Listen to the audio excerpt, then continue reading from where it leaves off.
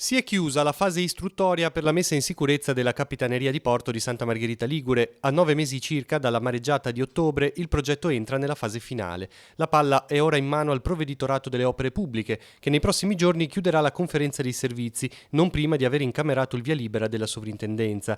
A quel punto partirà la gara d'appalto dei lavori, che dovrebbe concludersi, se non ci saranno intoppi, per ottobre.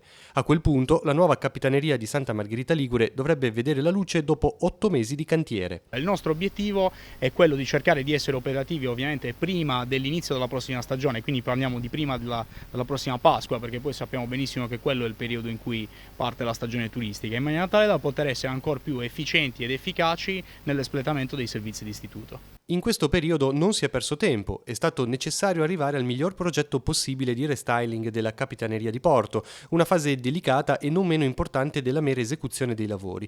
Soprattutto si è fatto tesoro dei danni causati dalla mareggiata. Quello che verrà attuato dunque non è soltanto un ripristino degli ambienti, ma una vera e propria messa in sicurezza, con novità a prova di mareggiata.